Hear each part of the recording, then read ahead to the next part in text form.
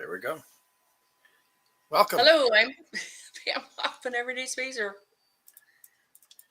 I'm Oh, Jeff Miller there from it is. 2049 Outfitters.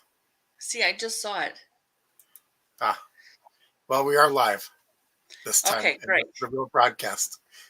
Thanks. At Everyday Spacer, we show regular folks how to personally and directly participate in space exploration, science, and astronomy. We are here on Friday nights at 9 p.m. Pacific Time, 12 midnight Eastern Time, and 3 p.m. on Saturday in Queensland, Australia. We're broadcasting live from Akron, Ohio. And Thousand Oaks, California. Thank Thanks you for for joining joining us. us. Yeah. Go ahead. Um, just a reminder, we changed time last weekend to fall back this time. So now it's 9 o'clock Pacific time. So our topic tonight is moon base design. Jeff has taken the lead. Thanks so much. We'll be back in 8.3 seconds.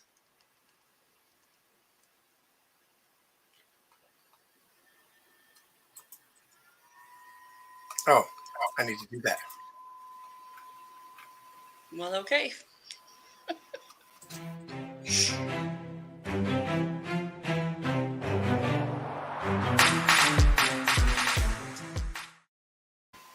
Okay. We'll get our act together eventually. Maybe. Okay. It's your time to say something again, I think. No. Oh, okay. Then it's just right into me. Here. Go. Oh. Okay. You see, I'm already on the. Okay. Well, I was figured we'd try to be a little bit interactive with moon-based design, and I created a Google Doc, and I'll just post it up in the comments. This will be a bit of an experiment here. So you guys can go into it, and I gave edit rights to people. Oh, hey, Scott. Yeah, hi, Scott. I think you're going to have to show them because this is just not my setup here isn't. Yeah. So, yeah, I'm not the I'm as spazzy as I usually am. Pam's the one who's operating at a disadvantage right now because Yes. she's operating on an old laptop with not so great internet connection. Right. So You're very kind, though, Scott. Thank you. Okay, so, you can. so I just shared the link. This is an experiment because I let it on edit mode for anyone who goes to it through the link. So please don't please no dick pics or anything like that in there. No dictionary picks. Yeah, sure. That's Well, we used to say the other word for dictionary, so this was okay. not you. Long ago, far away, someone else. Yeah. So I will try to work on the typing in because you have an awful lot to do with the rest of it. So Yeah. I'm going to go over there and I'll work on typing. Yeah, and so I'll show it. It's really basic at this point. I figure people can fill it out because I just wanted to basically ask the major questions and get. Oh, yeah. Hi, Cliff. Someone hit the um, hit the go live button 10 minutes early. So Not on purpose. Not on purpose. I swear. Thanks for being here. We're so glad you are. yeah, her laptop is possessed. It's just the mouse. All right. Oh, So you want it's to talk possessed about by Kim. by what? Well, you possess it. Okay. All right. Why don't you cover like the whole general things? You got where to build, near side, far side. Okay. I figured I would ask the major questions about creating a moon base, and then we would go into it in detail. First question is if. Well, I figure if we're all here designing one, that one's already answered. We don't have to worry about that one. I see text as well. High text. High text, yeah. And so where to build is probably the first one because, hey, if you don't put it where, oh, there's no feed on Facebook. Yeah, we probably Oh, messed darn that it. up. I put it in the comments. I had to put the link in the comments to make Okay. this happen. I'm so Yeah, sorry. we'll work on getting it up on Facebook a little bit later. And we might have to share it there. Well, Tex found us on Facebook. Oh, he did. Yeah, if you look at there's a little icon Oh yeah. on the with the Yeah. comments. Yep. Yeah. Texas on Facebook. Yeah. Okay. So where to build? And I can't scroll that because I'm on the wrong thing. Okay. So where to build? Um, what's the purpose of the base? Basically, if you know what the base is supposed to do, you can kind of figure out a bunch of other things that the base needs and how to build the base, what materials to use, and then what systems does it need, and then how big should it get. That one I don't know if we'll get a good answer for because that's really up in the air. Um, should it cover the entire moon? Probably not, but there's a lot of leeway. Oh, There's some more hey, comments. Hi, yep, Janie, hey, Jamie. and Cliff says maybe it's on his end. Yeah, yeah, So okay, yeah. We don't know because we did have a mess up with going live too early, so that could have confused Facebook. very very Because sorry. That was yep, me and the mouse pad over here. yep, yeah. Okay. 7 people figured it out though. Yay! Yep. At least Is 7. there? Yeah. Text says, is there likely to be more water chance at the poles? Yes. And I think they specifically count out the South Pole for that because there are several craters that that are the bottoms of the craters are shielded from the sunlight year round, or Yeah. month round, I guess, for the moon. But in any case, there are areas that are in constant darkness, and we did detect actual ice in there. Now you can get water from most places on the moon, but it's just chemically bound up in the minerals, so it's much more expensive to extract. Um, okay,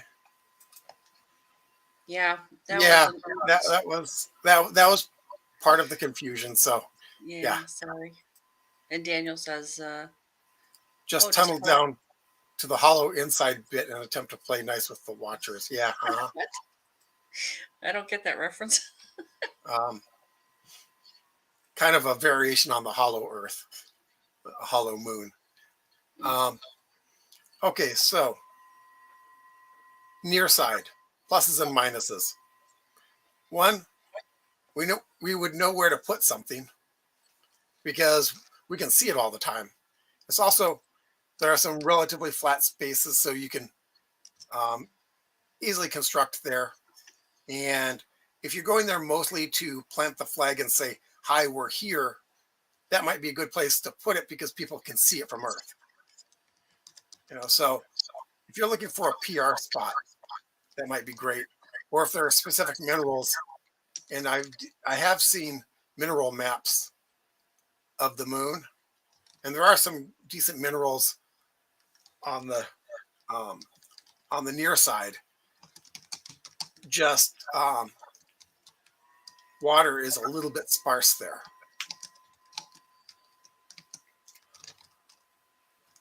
Is Um, this working out, Jeff?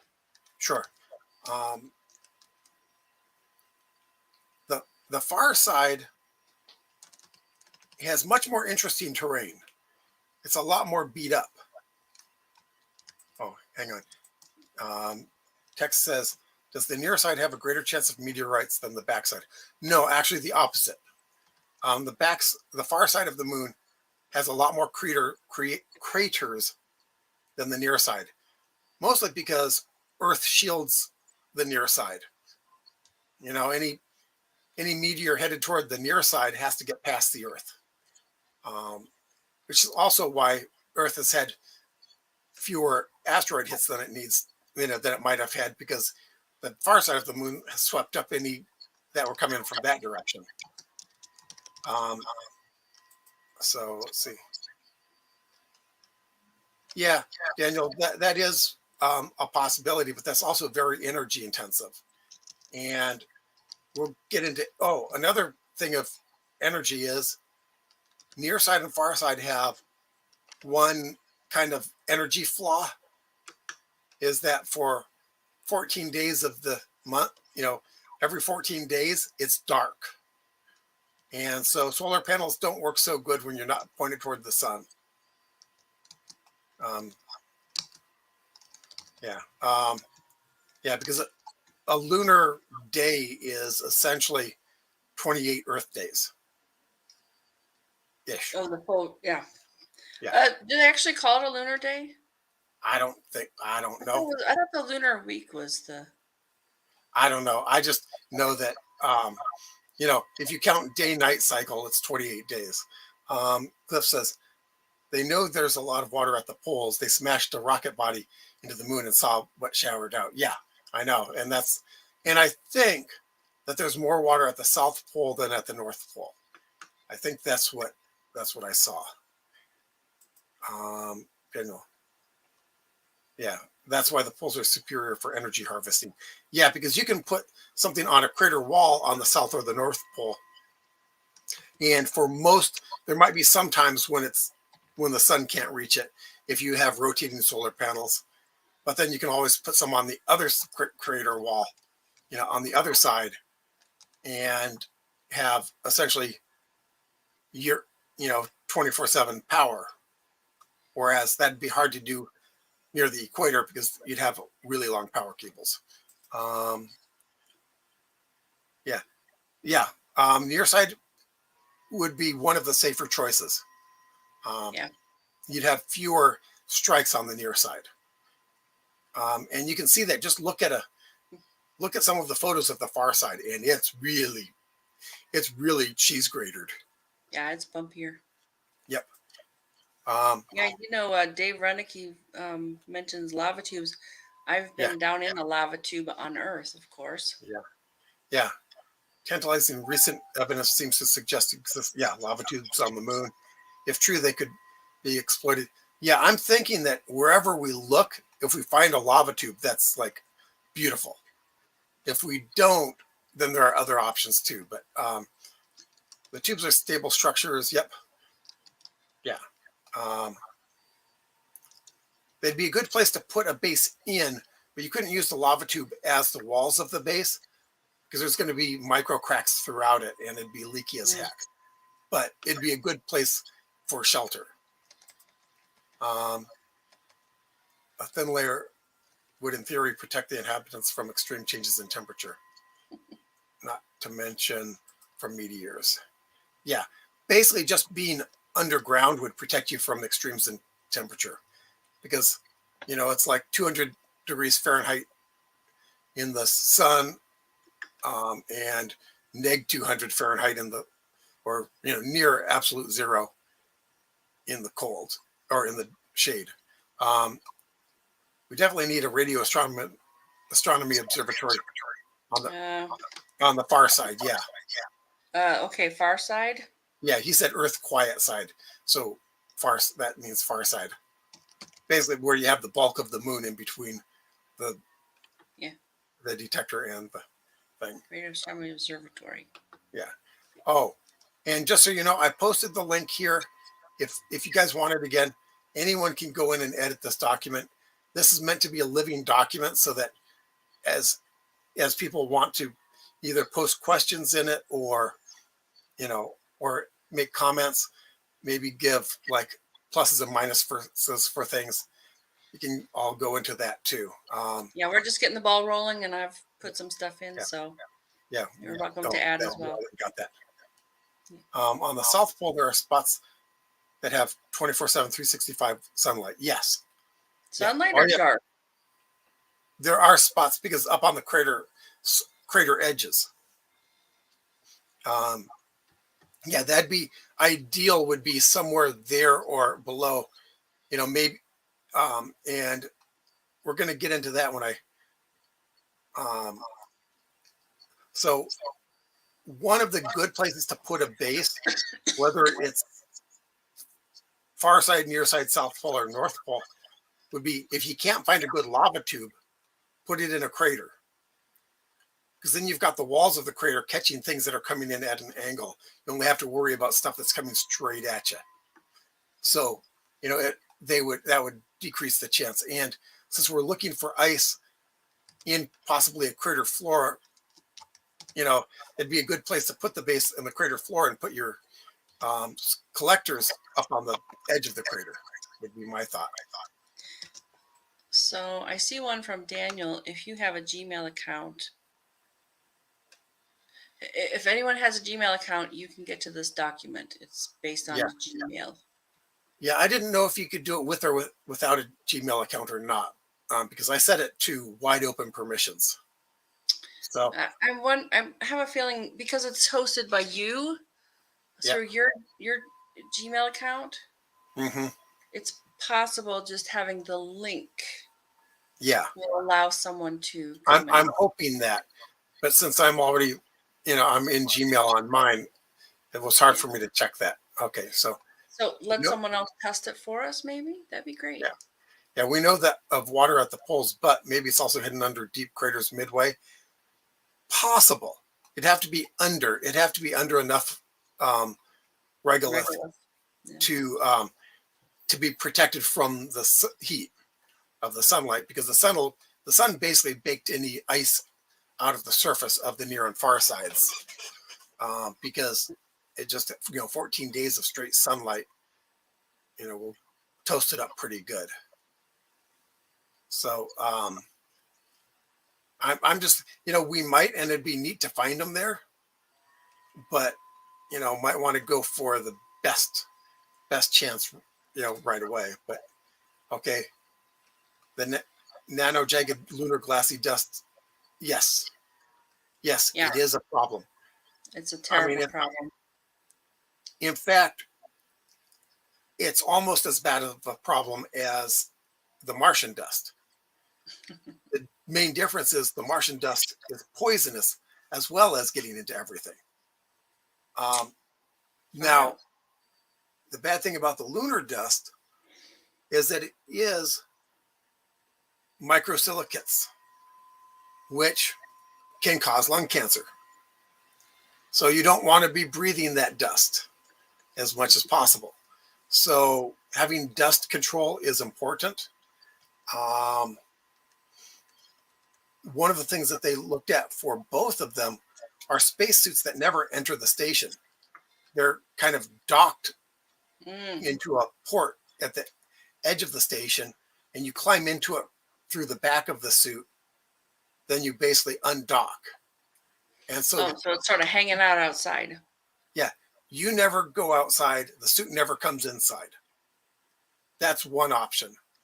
Another option would be to somehow, you know, blow the dust off. Now, of course, did our astronaut not die when they came back from the moon from that? Not really, but of course they were only there for a couple of days. You know, so who knows? We don't know. Probably better safe than sorry would be my Okay, guess. Jeff, on this document, I've been looking around Uh for huh. a place to put that type of information. Seems like we need something like a header that tells us Oh, okay. concerns or, and Yeah, certainly everyone in the show can help us out too. yeah. Okay, yeah. Good point. I was originally thinking that they would go. Oh, here, let's unbold those because they're not there. Um, that I do pluses and minuses under each one, but hey, that's a um, okay. I don't have the doc app, so I can't edit. Oh, okay, because this is just yeah. Okay, this is just a browser thing. So I was hoping that I could make this universal for everyone. I might look for another solution at some point. Um, a, Fresnel Fresnel. lens. Fresnel.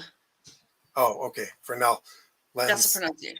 dome is bubbled over a polar crater is a full-time solar energy harvesting opportunity. Mm, Yeah, but could be. okay, that'd be a big lens. Doesn't take much to crack it. And if you've got temperature variations that are really big, a piece of glass fairly big like that is likely to crack. It'd be my guess. Yeah, Because I would call that a solar still. And I don't yep, know that you have to have a Fresnel lens. You might just have, yep, because it's domed already. right. But interesting. I did create something called concerns. It's very low, page 4, I think. Okay. And I put the lunar regolith, harvesting water. Yeah. And of course, there are plans to harvest the lunar dust Mm, and throw some a little bit of plastic on there, and you've got essentially concrete. You know, they've got a binding agent that's essentially plastic and that turns the dust into concrete. So and there maybe have been you, some experiments with, what they've yeah, created from the earth that is a regolith equivalent right. and And made paint and bricks and yeah. yeah, and they figured by just sending up about like a 20% of the mass of a brick in just the binding agent, they can make, so if you've got a 1 kilo brick, they'd send up a 20th of a kilo of binding agent, and so that'd save a lot of weight for building materials. um, So okay, and we've got a bunch more comments, so yeah, go for yeah. it. So the lunar dust might be, you get it before it gets you. Another possibility would be just like use rocket blast to just blow it away. Kind of like keeping beach sand out of a car house with an outside shower. Yeah, yeah, you could do that too. Don't know that you'd want to use water, maybe just air blast. Yeah. Um, Water could be found anywhere there's shade, as it is still very, very freezing cold in the shade. Yeah, it has to be 24/7 shade, which is why I'm looking at the bottom of a crater on one of the poles. Or Yeah. It's as possible David it said, sublimates too if it's it, exposed to the sun, right? yeah, well, that's what would happen, is that it would just Mm, vaporize out.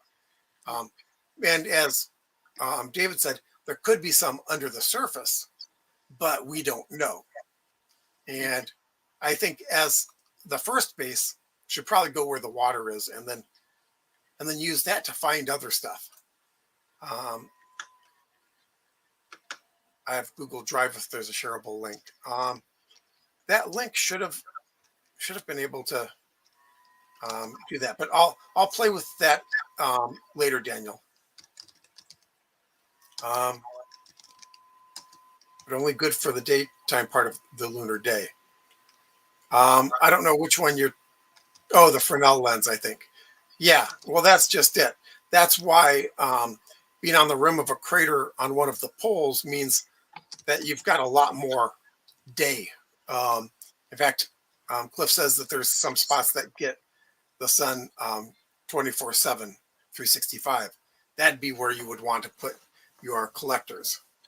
Um, and even if you don't have, you know, the entire lunar cycle, sun cycle, as long as you've got a majority of it, that's a lot less battery power than that you would need if you had it on near the equator. Um, their suggestions, new designs may involve a gradual colonization using a combination of 3D printing and self-assembly in situ, strong Yep. materials protection. Yeah, that's what I'm thinking too, David.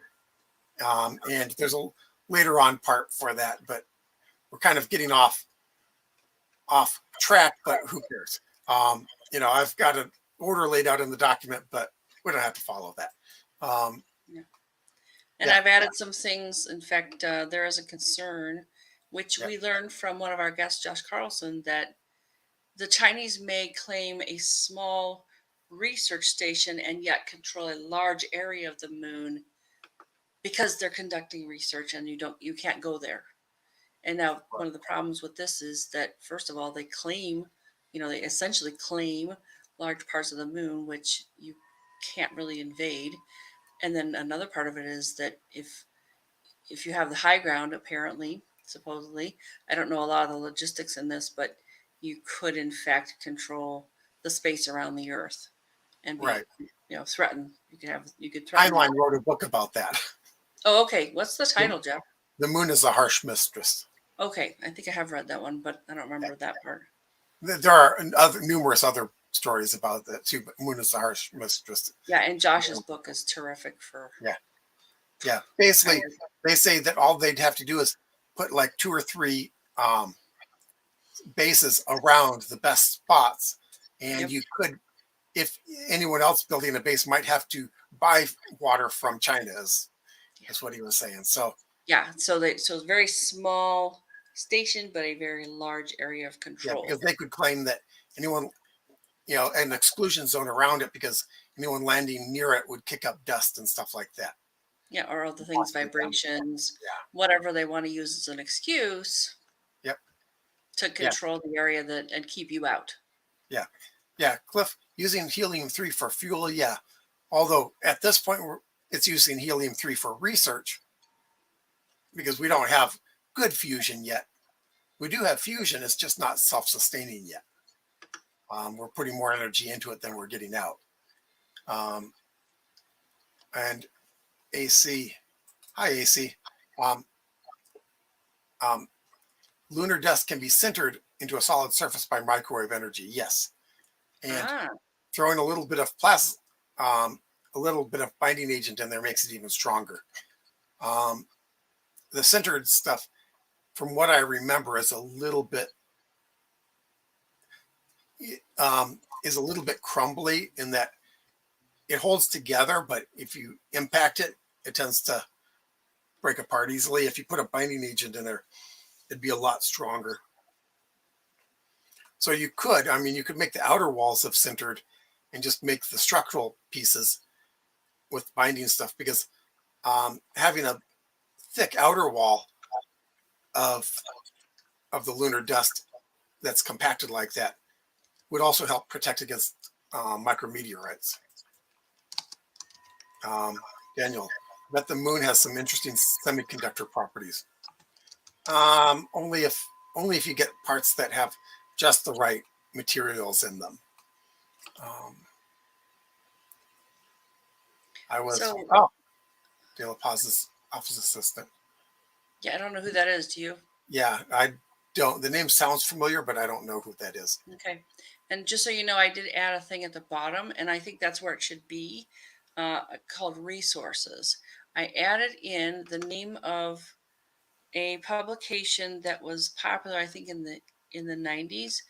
It's called Moon Miners Manifesto. Peter Cook, I hope I spelled that right, and his group in Milwaukee, Wisconsin created this periodical, and they would do things like experiments, and there's just tons and tons of stuff. I have many, many issues of this that I preserved.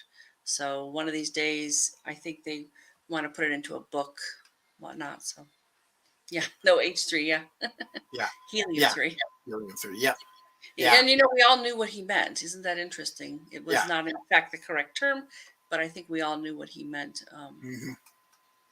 Yeah, go ahead. Yeah. Okay. David says a South Pole location for a lunar base offers astronauts two crucial ingredients: periods of continuous sunlight from the sun and deep craters shrouded in darkness for billions of years.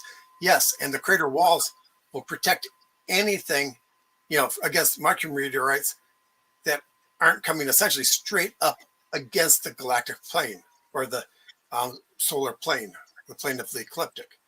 And since most stuff whizzing around the solar systems is in the, near the plane of the ecliptic, having a south facing crater would protect you from a lot of stuff.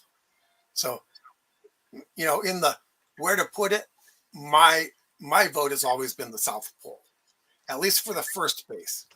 Now you might have other bases that are looking for other stuff, but they would need to get their water from somewhere. And so I'm thinking, South Pole for the first one. But hey, if people have better ideas, that's what this is for. That's why I wanted to put this document out there so that we could, and I'll work on formatting it a little bit better than this. Once I see what's on there, I'll try to get it formatted better. David, because the way the moon is tilted relative to the sun, a south pole experiences periods of up to 2 months of continuous light each year. Yep. Yeah. The trouble is that then it does have some darkness issues, and you need to have the battery power to survive the darkness, or um, and if you're on the South Pole, going from the dark area to a light area is a much lower distance than if you're near the equator. You know, Isn't there something about creating a differential for energy as well? yeah, Dark and yeah, light. um, Forget. yeah. You could also do heat games with that. Um, Mm-hmm. yeah, Daniel Heinlein knew Robert Lefebvre too, and patterned the moon as a harsh mistress, pacifist character after him. Who Ah, is Robert Lefebvre? I don't. I know the name, but I don't remember. Daniel, Uh, can you tell us who is yeah, Robert Lefebvre? yep. And Cliff, Thank you. yes, that was a typo. Oh yeah, the helium-3. Yeah. So, um, okay. One question: who Oh, named which end is South or North Pole? I think they just decided. Well, the one that's pointed in the same direction as our North Pole is the North Pole. Just and you like, know that's an interesting question because the whole galactic plane has kind of an up and down, north and yeah, south kind of thing going, and yeah, and and our North and South poles are arbitrarily named. everything Our, is. our North Pole is the North Pole because that's what we called it. Um, so you know, South Pole is essentially the Australia side of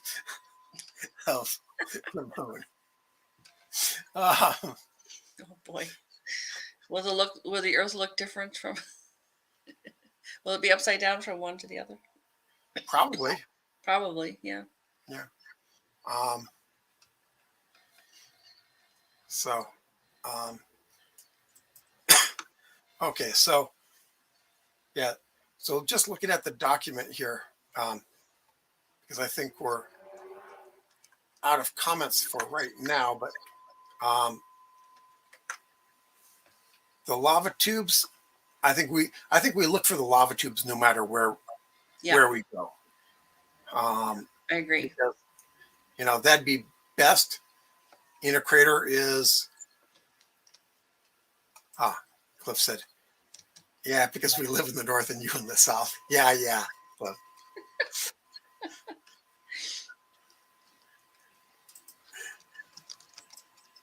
Yeah. So lava tubes would be best. In the bottom of a crater is also safer than not. Trouble is then landing a craft in a crater. Most vehicles don't land straight down. They're coming in essentially in a diagonal. If you looked at the Apollo landings, they're basically you're seeing terrain go sideways underneath them as they're coming down. So landing in a crater is a little bit trickier, uses a little bit more fuel. But with modern computers, I mean, we can land a missile through a window in an office building. So I think we can land in a crater nowadays. And AC has a good, yeah. Yeah. South Pole landings are harder and require more delta V changes. Yeah, then, yeah, yeah, yeah, and that's just it. The near side is easier. And if you just want to build a base for having a base, near side's great because, everyone can see it. You can say, there's my base and point at it. You can scrawl giant corporate logos on the surface of the moon and get advertising dollars, but you can't really, I don't know that you can make it sustainable there. Um, Ooh, Tex has a good question. yeah, and that's one of the questions that I asked there. Uh, Is it to where explore the moon for mining purposes or for further voyaging to the other planets? Um, where is that, Jeff, on the Here, document? let me, um, there we go, right there. Okay, It's so the next page, second page. page 2. All right. Do-do-do-do-do. And What is the purpose of the base? yeah, Got it. and there's a massive problem with inflatables in an environment as vacuum light as the moon's. There's little protection from catastrophic depressurization. Yeah, I would say inflatables are nice as long as it's not the only layer you have. You know, an inflatable would be good for like an emergency thing.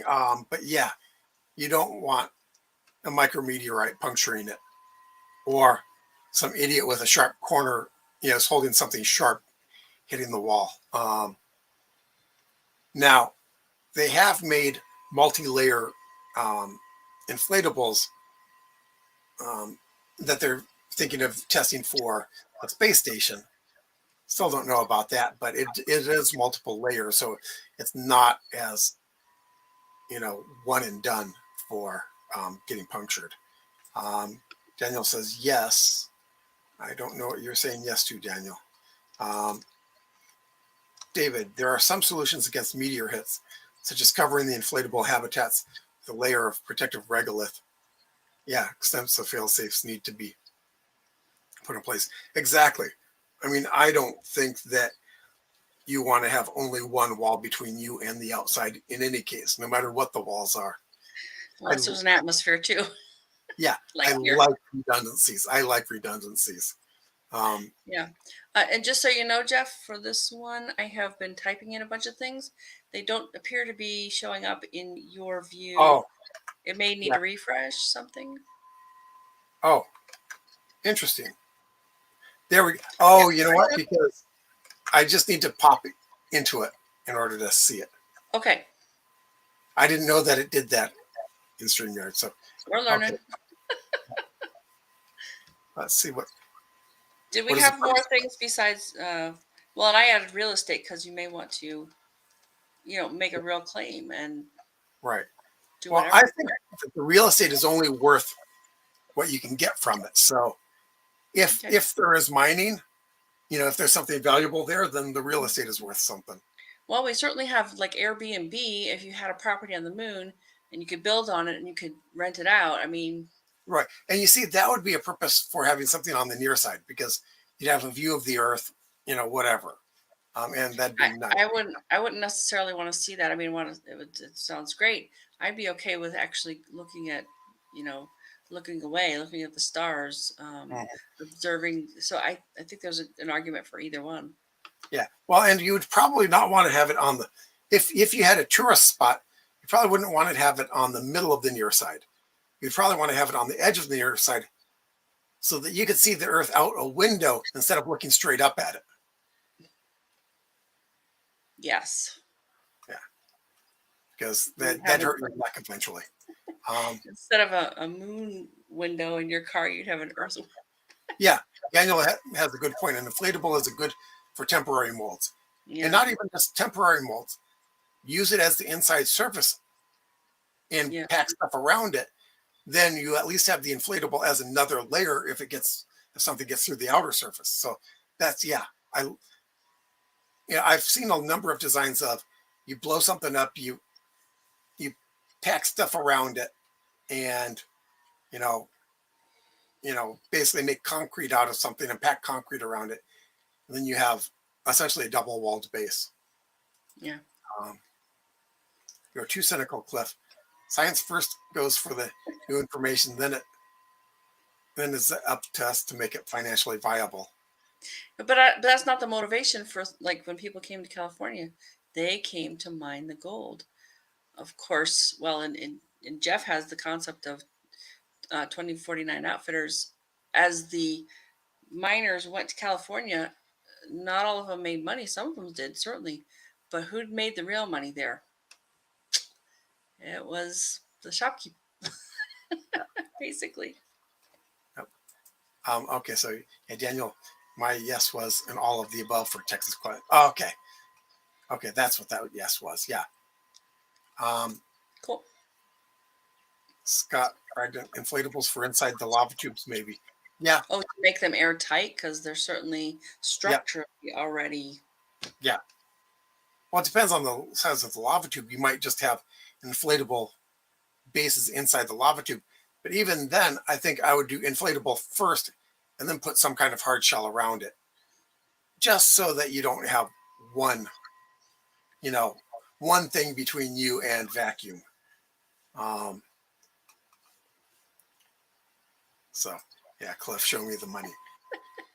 And I think that if you want it to be a viable base, I think unless you just want it to be a tourist attraction for really rich people, it would have to, well, and even then it generates money.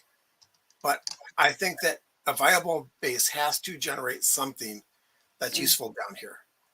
So the yeah. helium-3, the whatever it is, I think you would need to have um, something. Now the science can be valuable too. Hmm. Um, Oh, yeah. Plenty of science can make money like crazy. I yeah, mean, yeah. Even if it doesn't initially. 49ers weren't all curious scientists. No. no. Um, but once the money was here, once enough people were here, the scientists were here. And Yeah. um, that's why sometimes a lot of space stuff is kind of backwards. If we get people out there, then the science will follow generally. Oh, David, here. The I surface did of the add moon. something, Jeff, to that segment Oh, yep, I because see it. what if we can go there and live longer? That would certainly be a motivating factor for a lot of people. Right. Yeah. Um, yeah, the really old wouldn't have to be pushing against the Earth as much, Earth's gravity as much. Yep. Surface of the moon is covered by a fine, rough dust. Yeah. Yep. Yeah, I think we talked about that early on, and yeah, You can that's paint with it too, Dave. yeah. I think basically it's use it, get it before it gets you, because it's really nasty stuff. So you might as well use it. Yeah. Bind it into something and get it out of your hair. Probably Um, makes really good concrete. I mean, think of how yeah, Romans would, yeah, mix with the ash from the yeah, volcanoes into it. yeah, yeah. Roads, launch pads, walls. You know, use it as concrete around an inflatable. Yeah, Hmm. and Daniel says 3D print Luna. Yeah, I mean, I think that that's a good bet.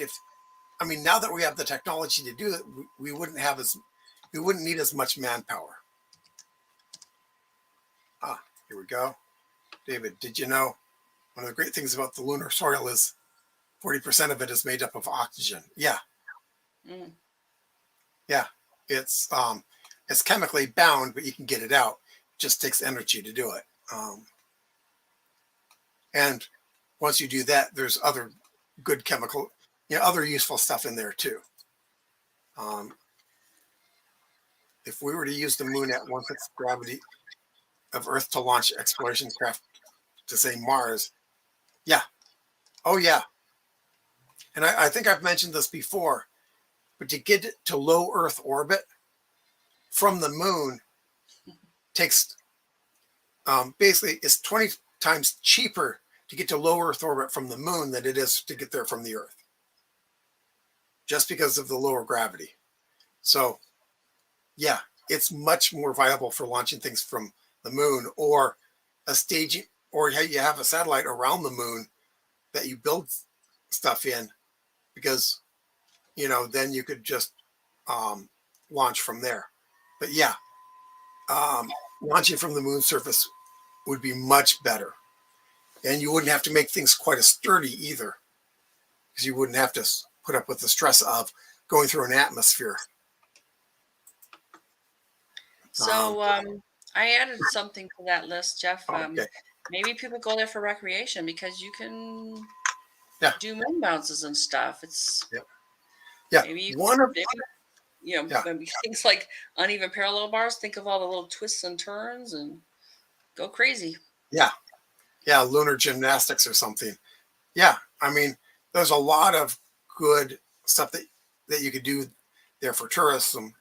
One of the things that I don't know, and this was a question that was brought up by someone at a conference that I went to, and they just don't have the answers for it. So it was just a question. And the guy was a biologist, studying this stuff. Is can you carry a baby to term in 1/6 gravity? They don't know how That'd be a much. lot easier. Well, maybe, but the process of form of the fetus developing is so delicate that even a slight chemical imbalance can cause massive issues. And they're wondering Mm. if not having a strong down might cause issues. They don't know. Mm.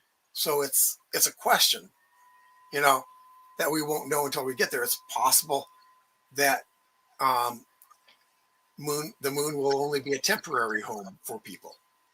If you want to have Mm. kids, you might have to go somewhere else. Um, Mm. but we don't know. Um, temporary AC and temporary inflatable module on the ISS arrived on the ISS in 2016 was expanded and pressurized on um, planned to be a 2-year test. It has exceeded expectations. Yeah, Oh, yeah. oh, They is it still working? Is it still functional then? Is that I what I'm hearing, Macy? I think so. I think so. I Oh, haven't heard that they took it down, but no, I haven't heard about it for a while. no, I haven't either. I It love makes the group mind here. yeah. Yeah. Well, again, that was part of a moon as a harsh mistress having a mass driver on the moon. All it takes is one lunatic, and you have a bad day on Earth. Yeah, Um, and yeah, but his next. Oh, go ahead. Sorry. go ahead, Pam. Oh, his next comment. I was. Oh, okay. I think I know those folks, the Bigelow people. Yeah, yeah. Bigelow is the one who's really behind the inflatable habitats. Yeah, yeah, and we've met them at some of the space conferences that we were at. Yes, they should try hatching chicken eggs in 1/6 gravity and make sure that at least works before. Yep. Well, and one of the things is, can birds live in 1/6 gravity?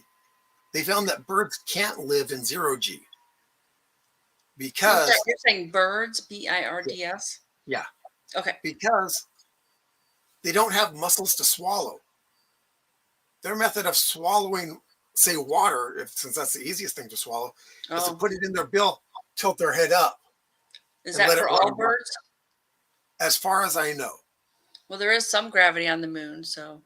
Right. So that might be viable. I mean, it just we don't know. So, well, we'll have to find out, and that's what we'll need for long-term habitation. Um, um, gunite. Don't know what you're talking about for gunite. Oh, shotcrete with molten lunar regolith. Yes. Yep. And that's kind of what I've been talking about here a bit. Lunatic, a moon dweller with a tick. Interesting. Yeah. So I did add some more things. Okay. Yeah. Maybe we go for experimenting in astronomy. Yep. Yeah. I think astronomy would be great, somewhere besides Earth. No Yeah. rain. And as Daniel mentioned earlier, having a radio telescope on the far side would be beautiful. Until it's in front of the sun. Well, yeah, you wouldn't be able to use it at that point, but at least it wouldn't have Earth's, radiosphere. Because we put a lot of radio pollution out there. Dave, soon President DeSantis, another JFK will kickstart all this, and you guys will have your flag flying on White House #2. My guess he'd be more interested in fixing problems here, but I'd love for that to happen. The Bigelow module is still there. Yeah, it's still there and used by the station for additional storage. But Bigelow Aerospace suspended operations in 2021. Yeah, Oh, wow. yeah. Bigelow's been doing this since the 90s. Because I remember seeing him at some space conferences. Can Oh, you that add Daniel's got a good idea. YT Maybe. YouTube comments to the YouTube. Google Doc, please? Maybe. I'll see what I can do. I Yeah, am hampered here by the system I've got set up. Like I yeah, couldn't even share the video from last week to all the other yeah. places that I usually do. Once we once we're done here, it'll be fairly easy to go into YouTube, pick up the comments, and just copy paste them in. I think that's true. That's why I said maybe. Yeah. Okay. Do you have more segments you want to delve into a little bit? Um, let's take a look. Oh wow. Um, Hmm? and yeah, okay. So, how to build the base, what materials to use. We've been kind of going through this kind of out of order. What systems do you need? Here's where we talk about um, life support, of course. Maybe what kinds. What other things do you want? I mean, and some of this is predicated on what you do with what you want to do with the base. I mean, you don't need telescopes necessarily if you're in the bottom of a crater and that's not your main focus. But what do you need? Yep, generation. You probably need some kind of heat regulation, whether it's to Hmm. keep you warm or if you're in the bottom of a crater, you might need to keep warm. But if you're um, at the surface, you need to keep warm and keep cold depending on where you are. Well, and if you've got like the sunlight, Hmm. Right. yeah. Well, and So here's I one have. thing. Yeah, one thing for keeping warm would be to have a mirror that bounces sunlight down. But if you're after ice that hasn't been melted, you probably don't want to do that. Um, yeah, and David, remember how wide Arecibo was? Imagine a crater 20 kilometers wide acting as a radio telescope. Yep. And with the lower gravity, you won't need as much structure to hold that sucker. And so, yeah, you could have a much bigger radio telescope. And maybe it would last longer without elemental, Yeah, there wouldn't be eruption. one. Now, one of the things that someone did say about putting telescopes of any kind on the moon is that anything nearby will throw up dust, and so eventually the the dish will be um, covered in dust. And you might have to have some way of cleaning that off every once in a while.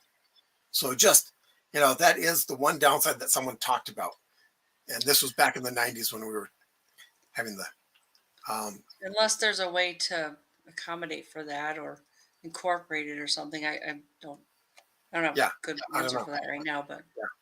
Of course, you could, instead of having a solid dish, you could have a mesh dish, in which case the dust would drop out of it. I think Arecibo had more mesh than. Okay, yeah. And then, Oh dear. yeah, yeah, I don't like to get too political here. Um, well, I think we don't want the Chinese to be the first ones there. That's as political as I'm going to get right here.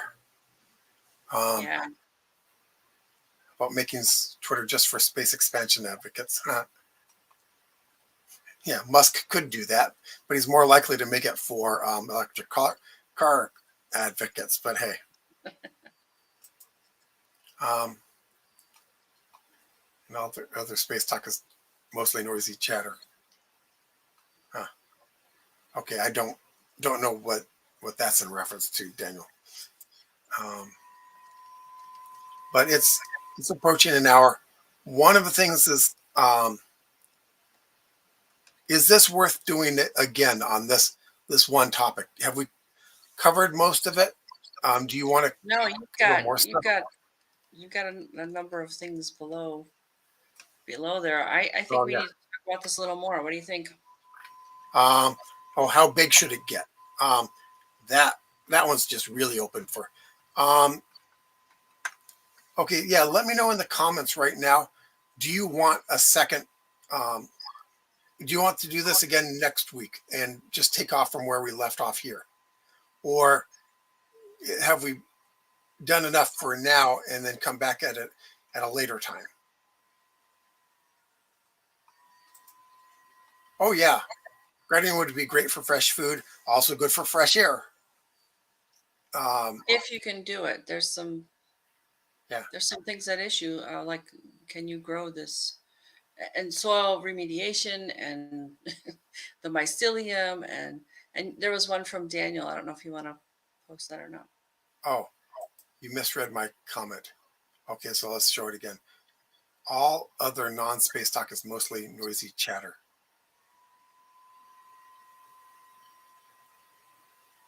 Okay, I still don't get it, Daniel. Sorry. Um, so yeah, gardening. I agree. For one thing, the air plant could actually be plants. I think we'd want mechanical backup, but yeah. Um, so AC wants to do this again. Scott, Thank you. more later. Now, Scott, do you mean more later, like next week, or more later, like in a couple months? Um, maybe not Texas, maybe not next week, but certainly we should revisit the project. Okay. Okay, this is I'm good to trying to know. not let the light of consciousness go out. No. Oh, okay. Yeah. Um, yeah. Well, I'm for any kind of space base so that we don't have all of our eggs in one basket, but we need Yeah. at least 10, at least 10,000 people, preferably 50,000 or more up there to make it a viable um, second location for humans. Um, well, the craters are very big, so there would be enough room for a huge base. Yep. So Okay. maybe a So crater would be a good place to build something. yeah. Okay. Um, okay. So we've got a couple of votes for next week and a couple of votes for again, but not next week. So I think let's give it a few weeks and then we'll come back to it, because that way um, those who don't want to do it again next week but still want to do it, you know, we'll do that. Okay. So maybe um, maybe first or second week in December we'll take a look at it again. How's that? Okay. And everyone can certainly, add their ideas to this document. It is open for you to help with as Yeah, well. yeah. And let me put this in again just in case people don't see it at the beginning. Good idea. There you go. Okay, All right. so That should be clickable, right? yeah, Yeah. um, or at least copy pastable into your browser. So why can't Twitter become an exclusive forum for light of consciousness preservation? It could be, but that's You know, not my decision. someone owns There, it. so that's a Someone owns it. They can decide what it's going to be. I mean, yep, it's like you. It's like you having a plot of land. You yep. get to decide what it's going to be. Um, text, yes. Can't can't you get this in the comments here? I can send it to you if you want, but I've been posting it into the comments. Um, but I'll send it to you. I'm not. Um, so keep in mind, once a base is established and we stay for years, kids born there would develop differently over generations. Yeah. Severe changes. Quite possibly, anyone born there wouldn't have the skeletal or muscular structure to actually survive on Earth well. Yeah. So that might be permanent. I mean, anyone born there might be permanent there. Um, Janie, happy Veterans Day all. Thanks, Janie. Oh, Scott Thanks for says, being yep, here. link is clickable and works great. Really So, appreciate that feedback. Yeah. okay. Thanks. So Thanks, Scott, Scott. yeah, Scott, who is in YouTube, says the link is clickable. Um, and Tex, who is off of Facebook, says that so that he is not getting a link. Um, Okay. so I'll Tex will get you a link after this, just in case it's not going well on on Facebook. This is okay. You see, I just don't keep up with that. Oh, confession time for everyone. We don't have a TV, Nope. so we hear a lot less about this, than I've actually seen more TV here because Charlotte has one than I yep, have in years. yep. So Oh, I AC like helps. this idea. Yeah, Yep, yeah. great idea. When you see a cylinder colony, that's what I've been wanting to build. I consider the moon base as simply a way of getting to the asteroid belt so that we can It's a build O'Neill. stepping stone. Yeah. Yeah, yeah, Thanks, that's AC. what it is to me. Yeah. Yeah. Um, Really, so sounds like Twilight Zoney to think about residing on the moon. is that the Yeah, but technical term? yeah, yeah, but it's very possible right now. You know. Don't flash the next one, Jeff. That's a email. Oh, okay. Yeah, I won't. Yeah, text. We'll do it, Kenya. Yep, we'll do that. I just don't want to make it public. Yep, Okay. good idea. We got it though. Text. Just so you know, we got your message. Yeah. Okay.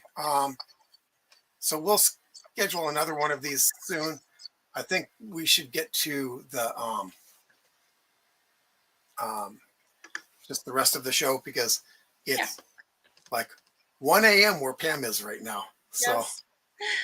All right. So what I'm going to cover are some stellar events this week. We're talking November 11th through November 18th. It is Veterans Day in the United States. Happy Veterans Day. That's today. Thank you so much for the reminder as well, JD. Also, Mars and the Moon are in conjunction. November 16th is the weekly space hangout. It's up and away with Dr. How do you say it, Jeff? Jacob is. oh here is Jacob or Jacob Israel Levitz. Were you going to share that?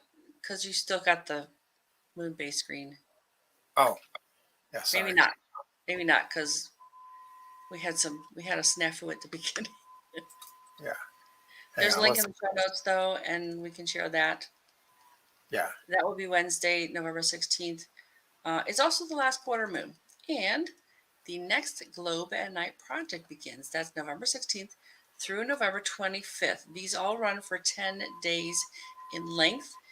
The topic, actually, for the whole rest of the year is Pegasus or GRU. GRUS it's spelled GRUS, however you pronounce it. These are going to be the subjects that you take a picture of. If you're in the northern hemisphere, it's Pegasus. In the southern hemisphere, it's this GRUS group, whatever the word is.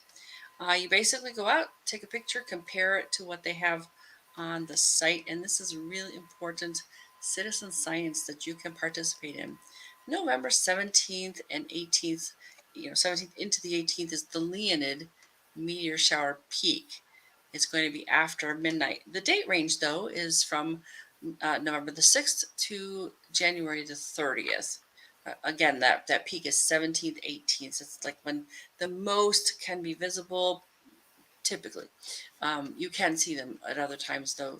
Best time to see it is after midnight. This is going to be kind of radiating from Leo. They predict 10 to 20 per hour.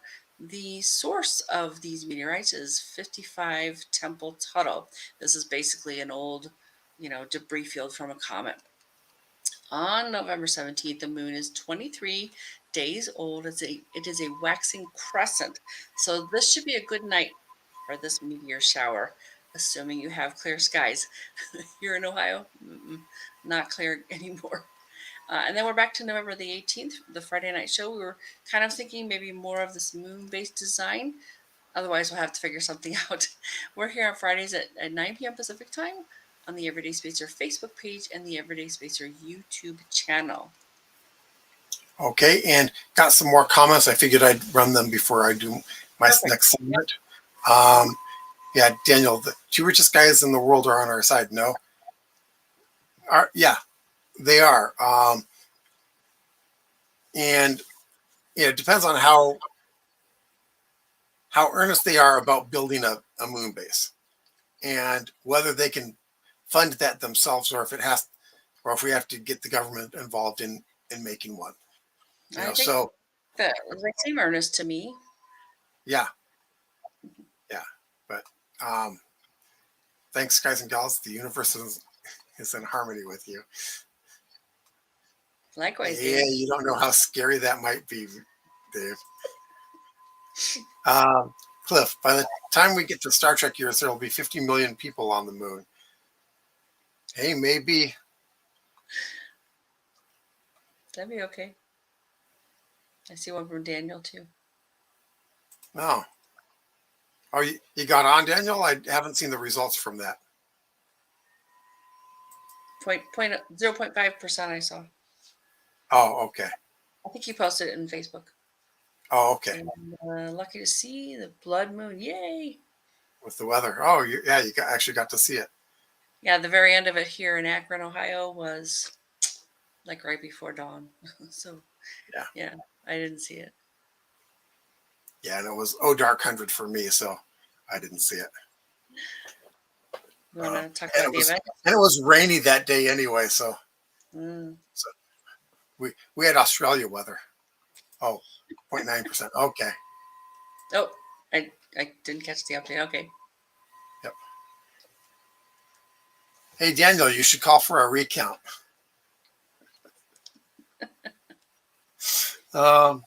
Okay, other events and activities. The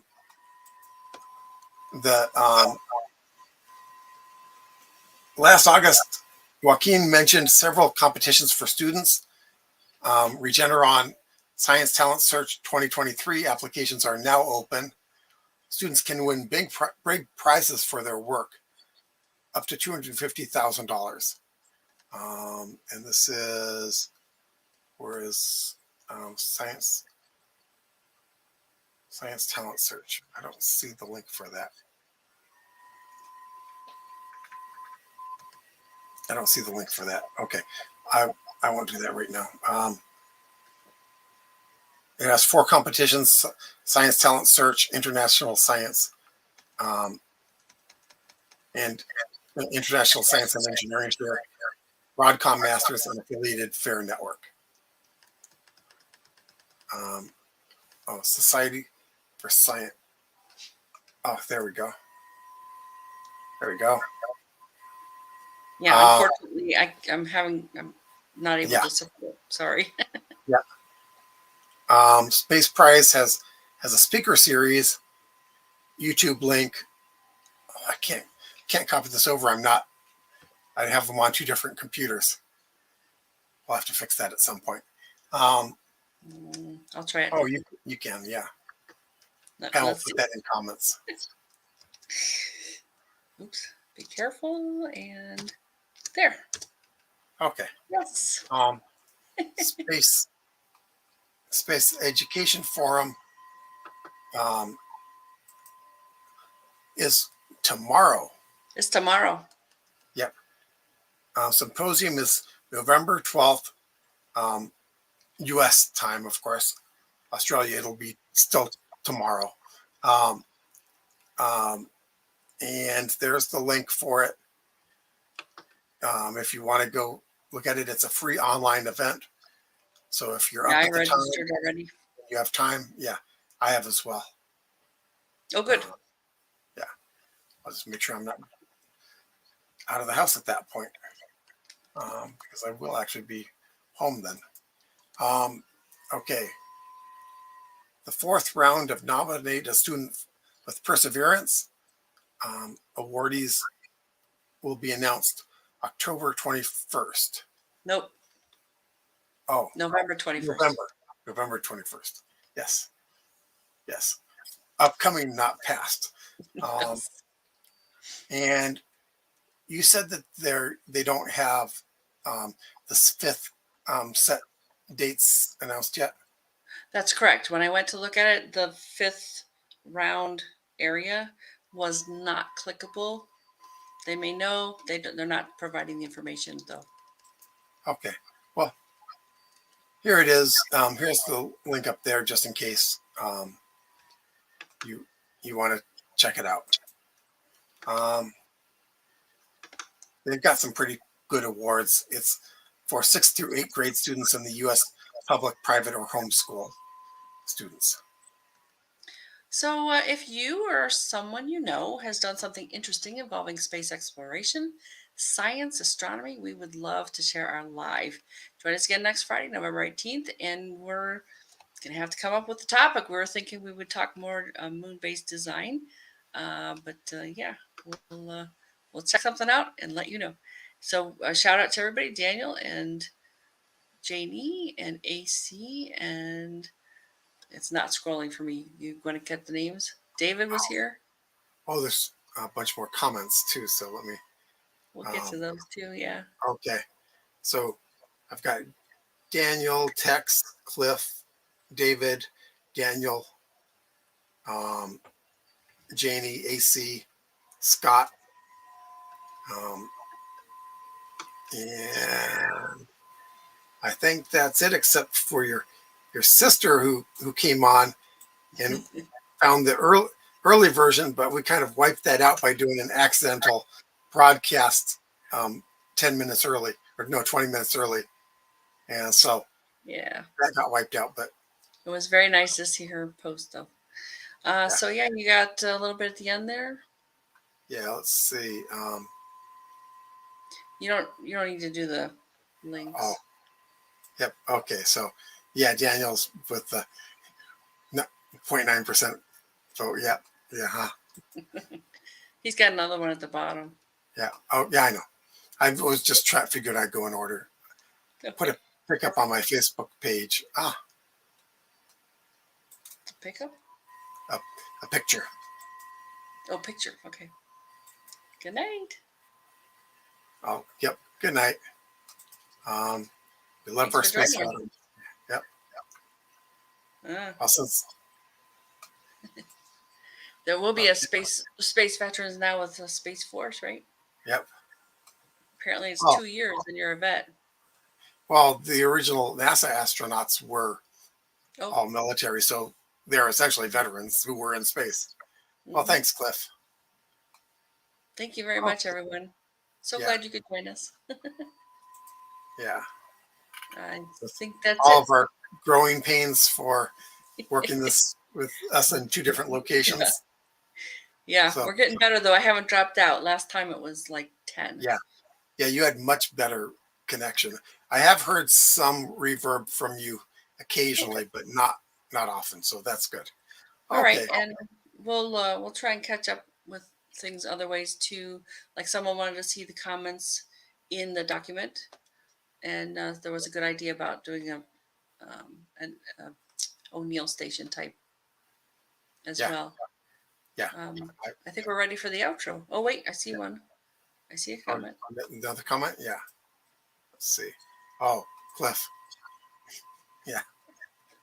Yep. Go to bed soon. Okay.